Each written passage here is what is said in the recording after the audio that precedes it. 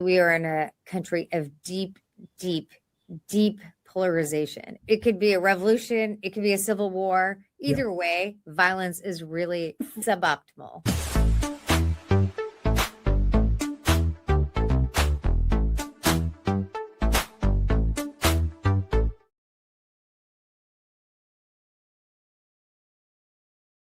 Welcome, everyone. I'm Stephen Beschloss, and this is Six Questions. I hope you'll follow Six Questions wherever you get your podcasts. I have a positive thought. Terribly turbulent times can create productive political change. It's hard to overstate how much the corrupt and criminal Trump years have rattled our body politic. One version of how this destructive period changes our country is an increasingly progressive shift driven by farther left politicians, such as Alexandria Ocasio-Cortez and Zohran Mamdani. But will the anger Americans are feeling drive this shift, or could it lead to pressure for a return to a calmer, more moderate place, even if there's no normal exactly to return to? To assess this moment and where America is heading, I reached out to Neera Tanden, president of the American Center for Progress. She was also a senior advisor to President Joe Biden and a director of the U.S. Domestic Policy Council between 2023 and 2025. So let's get started. Neera, thanks for joining me. We're surely living in interesting times. There's plenty to unpack, to say the least. So let me jump right in. First, how would you assess the level of anger in America toward Trump and his policies, his corruption, the Iran war, the Epstein files cover-up, his indifference to the needs of everyday Americans? Yeah, I think America is at a boiling point with the president. And obviously that's reflected in his approval ratings. But I also I think you can see that in, how people are assessing the various issues, even on immigration. His numbers are down. Some areas that were previous strengths for him are down. And I think you can look at, broad polling for that, but you can also look at special elections over the last year or so, in which Democratic turnout has been incredibly high. And an important part of this is Republican turnout has been lower. And I think that goes to a really broad point, which is, that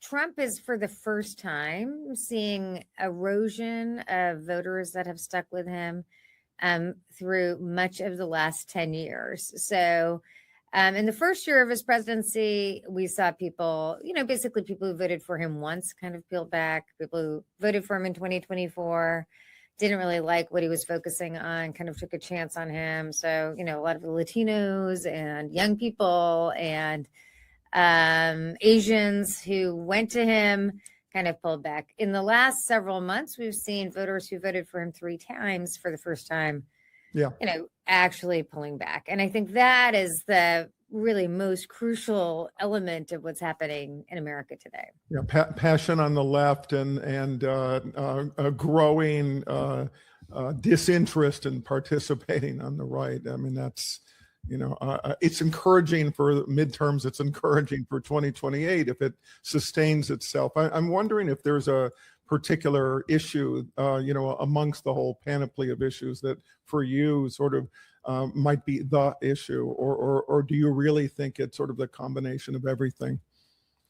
I mean, I think the issue that is driving really Trump's erosion in support with the American people, but even with people who voted for him, is that he promised them that he would bring costs down.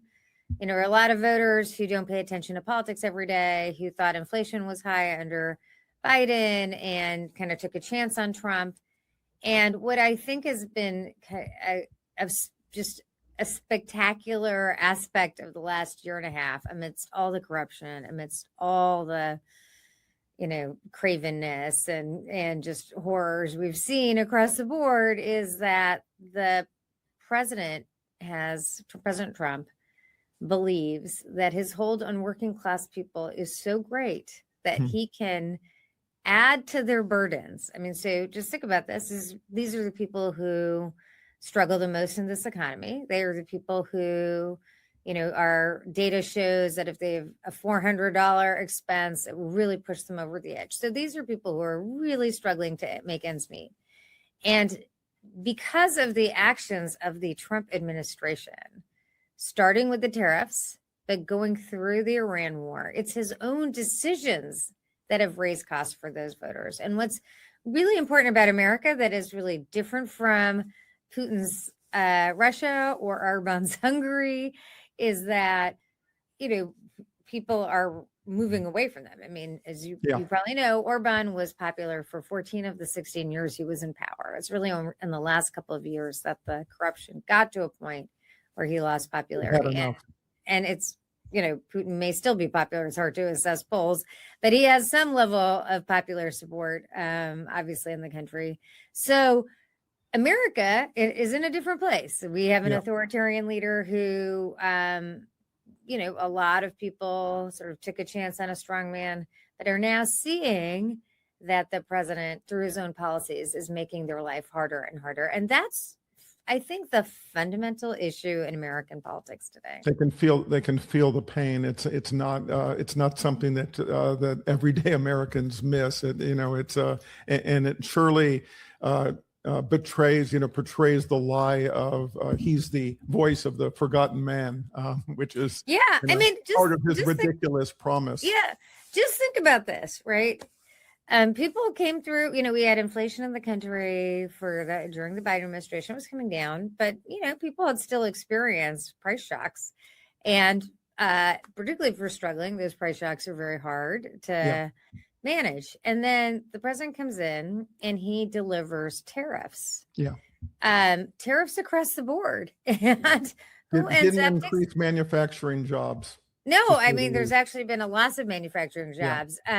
Because the inputs have been tariffed. But I think what's really interesting is, we have a whole discourse about how grocery prices are too high. And Donald Trump has put tariffs on food. And so, and then the other aspect of this is, people experience filling up the gas tank, every week or two. And that has driven up dramatically. And I think what's so fascinating, because it's always been a mystery, like, how do working class people, why do they really like this billionaire? It's, kind of a question. And I think, we forget that, people kind of tell themselves stories. And I think one story they told themselves is that Trump was a champion of them. He would look out for them. And, he cared about issues like Social Security, Medicare, et cetera, when others didn't. And the truth is, in the first term, he cared about putting other people down, right? Yes, demonizing people of color, demonizing, the immigrants who are stealing their jobs, all the ways in which he was busy scapegoating others. 100%. That's a very powerful thing. We've seen that throughout the history of demagoguery in America. Yes, and I think people who are feeling anxious are are often much more prone to fear. And I think the truth is that he absolutely demagogued. I mean, his whole case in 2024 is your rent is going up because of immigrants, like illegal immigrants coming through. And, he stokes fear on a whole range of topics. And I think fundamentally, though, what's good about America is people's own lived experience is driving a sense, particularly amongst, working class women, that, sort of enough's enough. Like, they feel betrayed by the fact that they voted for Trump so many times and now their life is getting harder. And I do think there's an overlay of his policies and his shakedowns of the super rich in order to, at the same time that he's raising costs for working class people. So, these things come together. So the second question, do you think this anger and the destruction of the last several years have created a real context for dramatic political change, making far more progressive candidates and policies appealing. And what does this include? I mean, is it expanding the Supreme Court? Is it stripping away aid for Israel? Is it taxes on billionaires? Is it universal health? I mean, where would you focus on sort of what this terrible moment makes possible? Yeah, so I'd like to step back for a second and say that I think this moment is quite close to another moment in the last 20 years, which is 2006. So the second term of George Bush, it turns out, the second term of a Republican president, the last one we had, turns out when you look back, it's clear to see that fundamentally people believe that fundamentally people believed George Bush's in the second term, they sort of saw his presidency as a failure. Yeah. They saw it as a failure because the Iraq War was a failure. And then when you add Katrina onto that, that was another failure. And again, that was another economy where it's not as sharp, but working class people definitely felt like they were losing out. And what happened then is in 2006, you had a big midterm election, but most importantly in 2008, we had a dramatic election. And I think the real problem in our politics over the last 10 years since the rise of Trump is that our politics have been so, they've been so close, 50-50. And it hasn't allowed... Not an overwhelming defeat by let's just say the Democrats, which would have, kind of really shifted the mindset of the MAGA crowd, thinking like, oh, maybe we're not as strong as we thought we were. Yes, spot on. We need an election in which Republicans and MAGA finally question their whether the path they're on is a nihilistic path or a path to victory. Yeah, and honestly, I mean, my view on Kamala Harris in 2024 is that winning would be fine, but what was really needed was an overwhelming victory that would make clear what the through lines are. Yes, and this to me is the most important aspect of the next 3 years, which is like 2006. You can see the strands of a broad electoral victory in 2028. The president has lost support of many parts of his base. President Trump has lost support of many parts of his base. There is a broad coalition in the country that is opposed to him, whether he's at 32% approval or 38% approval, over 60% of the country opposes him. And it is different than the first term. He was in the low 40s, mid to low 40s in his first term. Being in the 30s is substantially different. That gives, the opposition the ability to put together a broad coalition. And so when you ask me, what do I see as the most important aspects of what to do going forward in terms of ideas? Policies have a chance to really policies. Emerge. Here's what I'd say. I think it is crucial to understand why Trump has appealed to so many people and put forward a broader, more robust agenda to address that. And to me, I think one of the big challenges in the United States is that the bottom 50%, 60% of the country are more stuck than they've ever been.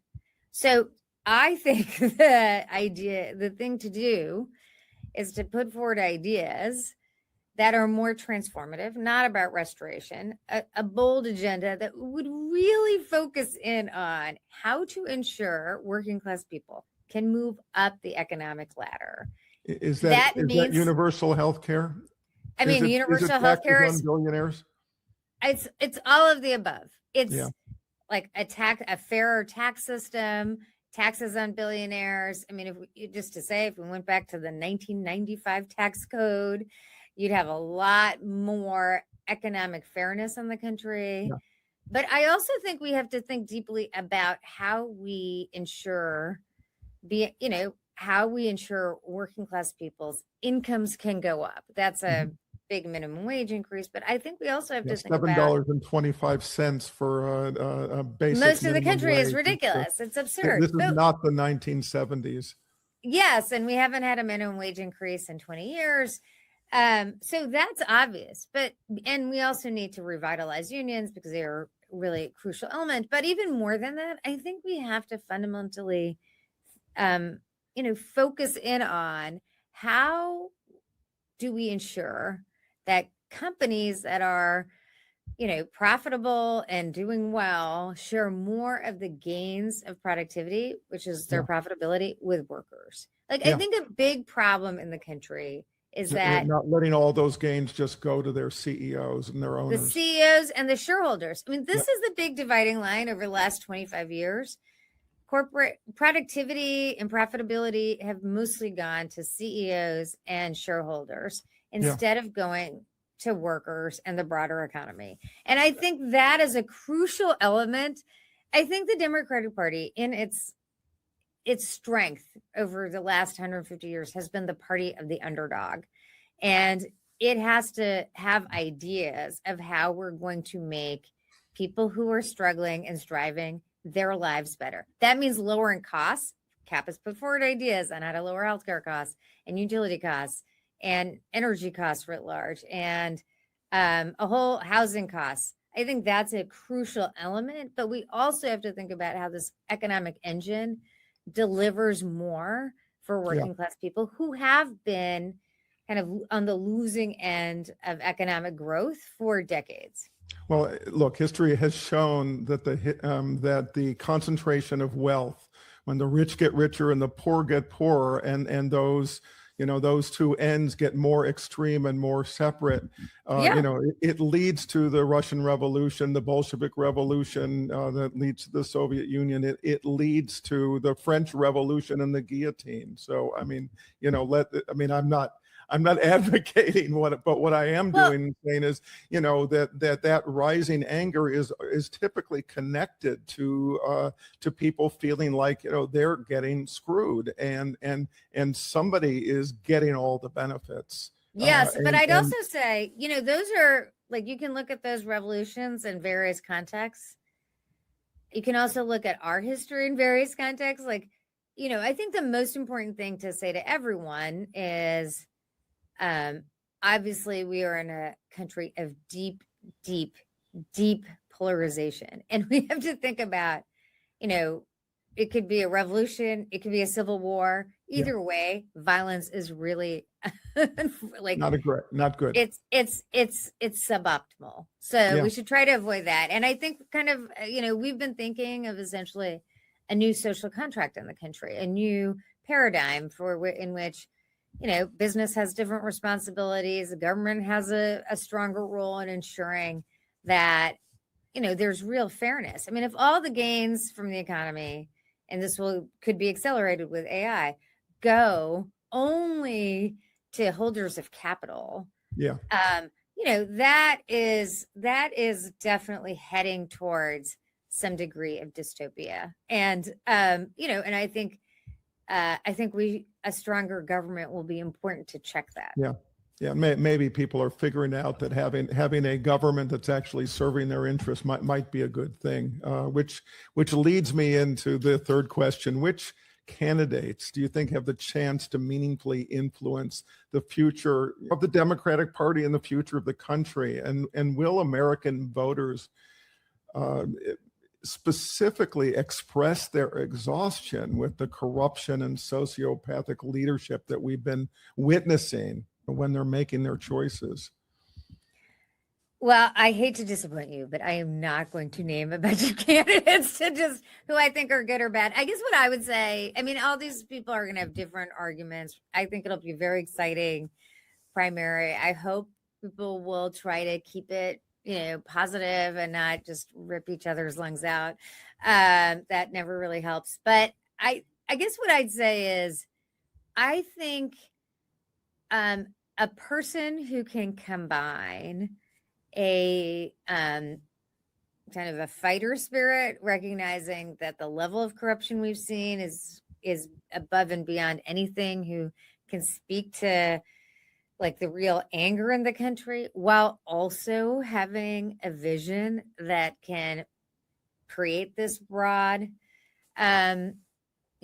create a broad majority is really crucial to the future. I mean, the Democratic Party is not where it was 20 years ago. It's a lot angrier. Trump is way worse in many ways than George W. Bush was as president. I mean, had done this horrifying war, but he didn't, he wasn't the same kind of level of corruption or this just intense interest in attacking everyone who was not a MAGA Republican. So it's obviously the country is very different. I don't want to say it's the same. I guess what I'm holding out hope for is that there are enough people who think that it's worth it to build a big tent to try to have a bigger electoral victory and ensure that, Republicans will possibly rethink their strategies. They don't have to not become Republicans. They're not going to become Democrats, but whether we could, veer away from this intense desire to own the libs or attack each other. I mean, what's different about politics today is how much people see it as a death sport instead of a civic action, if you will. Yeah. And so much of that, it depends on us. Yeah, well, it strikes me as optimistic to think that we're looking to any near future of the polarization lessening. I mean, it does strike me that the level of anger where people, grasp that this is not a business as usual moment, and there's a need for, the phrase is fighters, not folders, and what does fighter, what does fighter include? And it's not, it's not the usual stuff. 100%. But I would say, I don't know if these people will win, but I think there's a lot of lessons to learn from, James Tallarico in Texas, Josh Turek in Iowa. I mean, these are candidates who are competing in states Trump won, not by 2 points, but by 8 or 10 points. And they're doing well at this moment. I think things could close as we get closer to the election. But I think that they're demonstrating you can fight hard for our values and make a really crucial critique. And I'd also add John Ossoff to this, who's running in Georgia. They're running in states that are very, red or purple, and they have a sharp critique of what's going on in the country, but they also have a rhetoric and vision that's also more inclusive. It's welcoming to Republican converts, not attacking them for being too long to join. I'm going to push the point with the fourth question. How concerned are you that the split between the far left, the more progressive candidates, Alexandria Ocasio-Cortez, Zohran Mamdani, El Sayed, folks like that will create dangerous divisions within the Democratic Party? And finally, is that sort of thrust, that sort of end of the Democratic Party, of that kind of progressive wing, is that critical to actually driving change? Yeah, I mean, I guess I'd say that I think it's actually quite healthy to have a Democratic Party that in blue states and blue cities has pretty liberal candidates who are bringing in new ideas, or even left candidates who are bringing new ideas. I think it's important to have, I think if you believe in a big tent, you have to be a big tent to everybody. And I think the crucial question is, can you have candidates? And, I sort of think AOC has demonstrated, and, Mayor Mamdani in many ways has demonstrated an effort to build broader coalitions. There are those on the left who seem less interested in building broad coalitions and more interested in sort of attacking other Democrats or, purity politics. But, and I'd say, I think the crucial question, which we won't, I think there will be, it's likely we'll have some far left candidates who win in some swing states in the primary. And that will be the crucial question, is whether they can win general elections. Yeah. We're seeing, what's interesting today is, as of, these last couple of days, we've seen that some of the moderate candidates in very Republican states are doing better than some of the left candidates in swing states. But we'll see. I mean, there's a lot of anger in the country, and I think that there's opportunities going forward, and that's going to be decided out in November. To me, personally, I think the most important thing is to think through how to win these races in November. Not how to win primaries, but not how to beat a Democrat in a primary, but how to beat a Republican in a general election. That is the kind of crucial question in front of us. And maybe sometimes Democratic Party primary voters are taking some risks, but maybe, there's new ways of doing this. We'll see. Right. And it's always worth noting, when it comes to primaries, those who show up are usually the most passionate. And there are many times when those primaries have a single-digit percentage of the eligible voters. So it literally can be 8% or 10%. Maybe this season's a bit different, but maybe it's 15%, but usually not much more than that. So look, I think in some of these places, the left candidates are bringing out more voters. I also think there's an overhang of age. We've seen, and Democrats are a little bit more anxious about older candidates. That's definitely operationalized itself in some of these primaries, but that's not all that it is. People are, I think what I would say about the left versus moderates is, I think people, normal Democrats look at America and say, we do not have Donald Trump and this level of chaos and corruption unless many things are broken. And so I truly believe that moderate candidates have to match that analysis with ideas. It can't be just incrementalism is going to be how we get there. People think the problems are big and that we have to solve them. Now, I personally think that the most crucial question in front of the country and what has driven Trump over this last 10 years is a lot of people in the bottom 50% feeling like it's harder to move up. Sure. And so I think that's, what we should be competing on, not foreign policy issues or other issues. But, these are the debates the Democrats want to have, and everyone's going to have to engage in the competition of ideas. Right. It's August now, and from month to month, from day to day, who knows what new crazy thing is going to emerge. That's and I'd just like to I'm sorry, I'm going so far here, and I'll make my answers shorter. But I do think that Iran war is a part of all of this. It's really driving a lot more discontent in the country than maybe the political discourse recognizes. So I'm going to stick with this question about the middle. Do you think there is a shrinking of the center, and is that necessarily a bad thing? I don't think that when you look at basically, issues and a discourse in the country, it's not like liberals have moved super far left on every issue or something. MAGA is pretty far right. They still are interested in candidates who can attract a big majority. They're just, I think reasonably they don't, I think a lot of people think the kind of establishment Democrats should have beaten Trump, and they didn't. And so they just don't take the word of people of the Democratic establishment. And that's reasonable, right? So I don't think the country is radically shifted. I think that there is still an interest and demand to finding candidates who can build a broad swath of support. And I think that's one of the reasons why maybe in redder states and there's more of an understanding that you need to build a broad coalition. And that's why, Tallarico won his primary and Ray Cooper didn't have any opposition, or Sherrod Brown didn't have much opposition. I think a lot of attention goes to the left, but when you look at the country, there are candidates who do seem to be well positioned for their states. Yeah.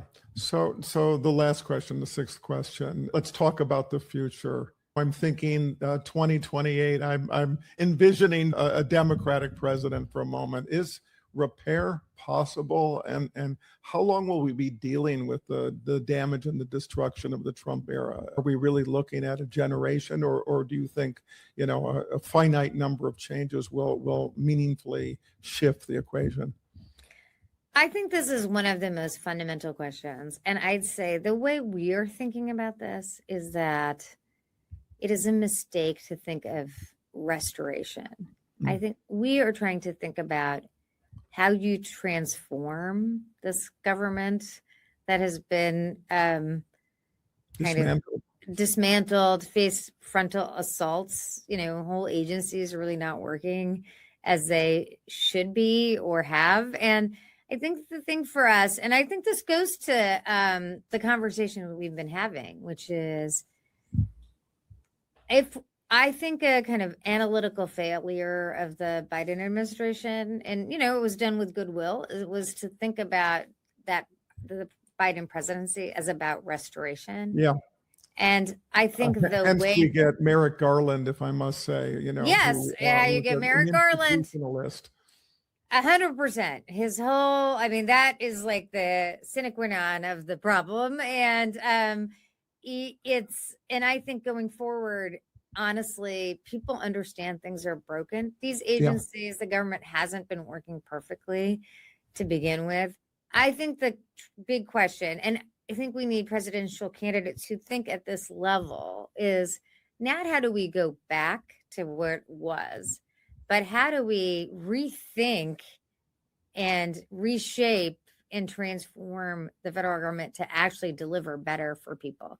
Donald Trump has amassed a whole range of powers that no president has had. And maybe we could use some of those powers to make these agencies and the federal government and our politics work better for people. Yeah, well, look, I'm a big advocate for the necessity of accountability. And, yes, I agree. And that translates into, investigations and prosecutions, and when appropriate, convictions and incarcerations. Our history has shown the failure of accountability, right? Again and again and again, refusing. A new administration comes in, a new leader comes in. He wants to move forward. He wants to, kind of put that behind us, and then it doesn't get solved. And, look, the lawlessness and the violations of the rule of law and the trashing of the Constitution, all of these things, the levels, the unbelievable levels of corruption. All of these combine, in my view, that if the accountability doesn't happen, it tells people that somehow that was okay. I 100% agree. I think we need both. Accountability. Look, the next president is going to have to do a lot of things at once. Ensure actual accountability, ensure that they have an agenda that will capture a broad majority, that they are moving quickly. The most important thing to me is to think about how to deliver actual improvements in the conditions of working class people's lives very quickly, right, and to build political power for more action instead of, recede political power. So that, I think that's the right way to think about the future. Yeah. How about a government that actually cares about making the lives of Americans yes better? Gosh, yes, what an idea, huh? So, I know. Neera, thank you so much. I really appreciate the conversation. And before I let you go, a lightning round, 6 more questions. You can answer with a single word or a short sentence or 2. Ready? Mm-hmm. What makes you happy? Helping people. What makes you angriest? Bullies and injustice. Well, there's been a lot of that to deal with lately. Yes, I definitely have a lot of anger. What is your favorite word? Suboptimal. Which I've also been able to use a lot the last year and a half. I believe you. So these have been useful times for you. What living person do you most admire? Zelensky. What historical person do you most admire? I'm going to go with two, Franklin and Eleanor Roosevelt. Hmm. The combination or each of them separately? I mean, actually, each of them separately. Like fascinating figures, separately. But also kind of a yin and yang of the Democratic Party over the last, 100 years. And meaningfully have helped to create our modern world in significant ways. So we thank them. The last question, what gives you hope? Resistance. The thing I would say is, we talked a little bit about this. The most important thing to remember is that there are countries in which there are democracies or former democracies or fledgling democracies in which authoritarian strongmen have come into power, and they are deeply popular in their countries. And the most important thing that differentiates America from those places is that there is a deep opposition and resistance to what Trump is doing. And it's always important to remember that the regime, the administration, all wants to make everyone feel alone and that they're kind of crazy, thinking